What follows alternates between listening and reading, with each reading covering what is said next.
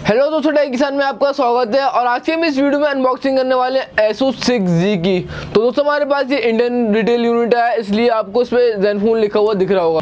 तो दोस्तों Asus ने ज़ेनफोन हटा दिया, तो ये अब Asus 6G के नाम से आएगा। आपको जो फ़ोन मिलने वाला है ऊपर Asus 6G लिखा होगा।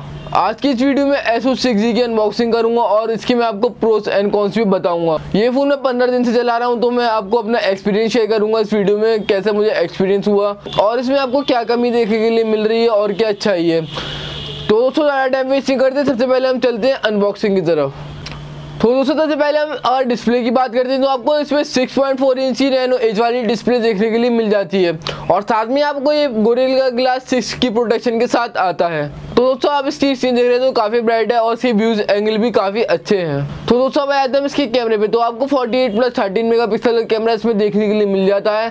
साथ में ही आपको इसमें सोनी का IMX586 वाले सेंसर देखने के लिए मिल रहा है। इसका जो सेकेंडरी कैमरा 13 मेगापिक्सल का, आपको उसमें अल्ट्रा वाइड सेंसर देखने के लिए मिल जाता है। और दोस्तों हम कैमरे की खासियत की बात करें तो आपको इसमें EIA सपोर्ट मिल जाता है और आप इसमें 4K वीडियो 60 FPS पे बना सकते हैं। और दोस्तों कुछ इसकी एडिशनल फीचर की बात करें तो ये कैमरा फ्लिप होता है। जो कैमरा आपको बैक में मिलता है वही कैमरा आपको फ्रंट में देखने के लिए मिलता है।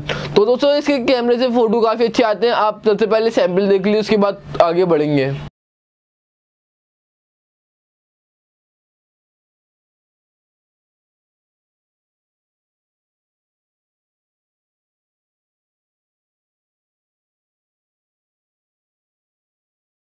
तो आपको उसमें मोशन ट्रैकिंग मिल जाता है, आप मोशन ट्रैकिंग की वीडियो देख सकते हैं मेरी।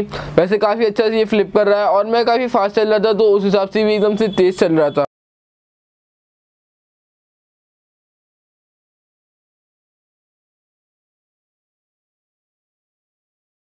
और दूसरी बात मैं आपको बताता हूँ, तो आप इसमें 480 FPS पे वीडियो बना सकते हैं स्लो मोशन में।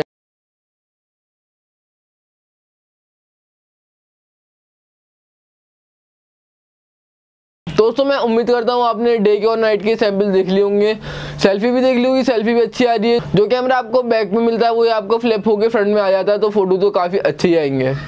और आपको इसमें डुअल LED फ्लैश और लेजर ऑटो फोकस देखने के लिए मिल जाता है और इसमें आपको नाइट मोड, काफ़ी सारे मोड इसमें देखने के लिए मिल जाते हैं। तो दोस्तों ये फ़ोन मैं उन लोगों को रिकमेंड करना चाहूँगा जो लोग ब्लॉग बनाते हैं और इसमें आपको टाइम लैप्स भी देखने के लिए मिल जाता है। अब दोस्तों आते हैं हम इसके प्रोसेसर पे। तो प्रोसेसर में आपको स्नैपड्रैगन 855 वाला प्रोसेसर मिल रहा है जो कि लेटेस्ट चल रहा है। तो दोस्तों परफॉर्मेंस में आपको कहीं पर भी कमी नहीं आने वाली। मैंने यूज़ कराया था तो परफॉर्मेंस में कमी नहीं आई थी, लेकिन फ़ोन थोड़ा हीट कर रहा था। दोस्तों आपको देख के चलना पड़ेगा, अगर आप गर्मी में फ़ोन ज़्यादा यूज़ करते हैं तो आपका बिल्कुल बहुत तेज़ ये फ़ोन गर्म हो जाता है। अगर हम रैम की बात करते हैं तो आपको 8GB की रैम और 256 इंटरनल स्टोरेज इसमें देखने के लिए मिल जाती है।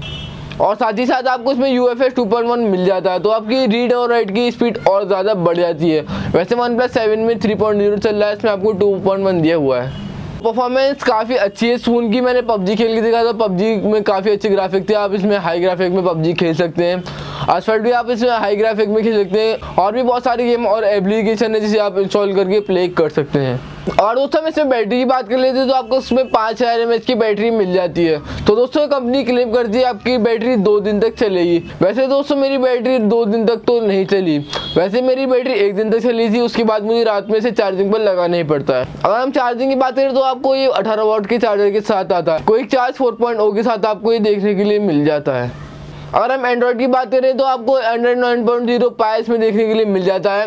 अगर हम इसकी UI की बात करें तो आपको UI इसमें Zen UI 6.0 देखने के लिए मिलता है। वैसे आप इसकी UI को कस्टमाइज कर सकते हैं और आप इसमें डार्क मोड भी लगा सकते हैं। वैसे इसका UI ज़्यादा अच्छा नहीं है, ठीक ठाक है। तो दोस्तों इसकी प्रोज और कॉन्स की बात करने वाला हूँ। सबसे पहले मैं आपको इसकी प्रोज बता देता हूँ। सबसे पहले आपको इसमें फ्लिप कैमरा मिल रहा है और कैमरा भी आपको काफ़ी अच्छा मिल जाता है। और दोस्तों दूसरी बात, आपको इसमें स्नैपड्रैगन 855 वाला प्रोसेसर मिल रहा है जो एक हाई एंड प्रोसेसर है। और दोस्तों तीसरी बात आपको जो उसमें देखने के लिए मिल रही है वो है इसकी बैटरी आपको ठीक ठाक मिल जाती है। 5000 mAh की बैटरी मिल रही है, मेरे हिसाब से तो बैटरी सही चल जाती है। और दोस्तों इसका फिंगरप्रिंट भी काफी फास्ट है। वैसे इन्होंने इन डिस्प्ले फिंगरप्रिंट नहीं दिया, इसमें आपको बैक में फिंगरप्रिंट मिल जाता है। आपको इसमें फास्ट फिंगरप्रिंट देखने के लिए मिल जाता है। जैसे मैं टच करता हूँ वैसे ही खुल जाता है, जैसे मैं टच करता हूँ वैसे ही खुल जाता है। फेस अनलॉक में इसका कैमरा काफी फास्ट आता है। तो देखिए जैसे ही मैं ऑन करूँगा एकदम से कैमरा फ्लिप हो जाता है और एकदम से नीचे चला जाता है। दोबारा देखिए तो दोस्तों इसका कैमरा काफ़ी फास्ट आता है फ्लिप होने में, जैसे फेस अनलॉक हो गया। और दोस्तों आपको एक इसमें स्मार्ट की मिल जाती है, आप इसे कस्टमाइज़ कर सकते हैं। आप स्मार्ट की पर अपना व्हाट्सअप लगा सकते हैं, फेसबुक कुछ भी आप लगा सकते हैं। तो दोस्तों अब आते हैं इसकी कॉन्स पर। तो इसमें आपको रैम मैनेजमेंट बहुत ख़राब देखने के लिए मिलता है।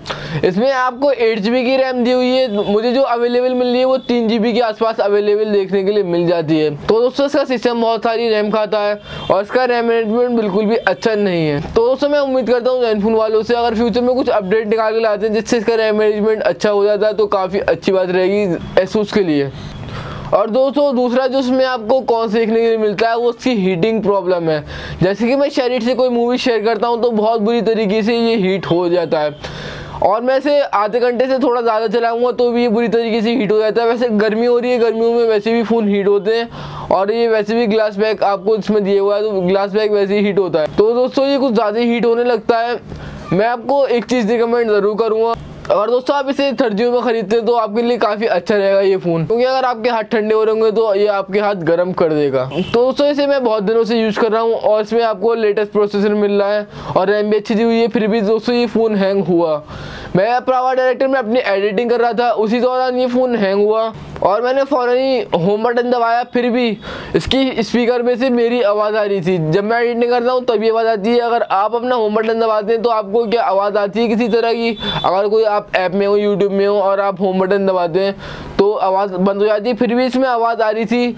मुझे लगता है शायद से इसका UI अच्छा नहीं है, इसलिए तब हो रहा है। अगर दोस्तों इसकी लुक्स और डिज़ाइन की बात करते हैं तो आपको काफ़ी अच्छा लुक इसमें देखने के लिए मिल जाता है, और आपको इसमें 3.5 mm ऑडियो जैक भी मिल रहा है, स्टोरेज स्पीकर है और आपको Type-C पोर्ट भी मिल रहा है। तो दोस्तों लुक तो काफ़ी अच्छा है और उसकी स्क्रीन काफ़ी ब्राइट है।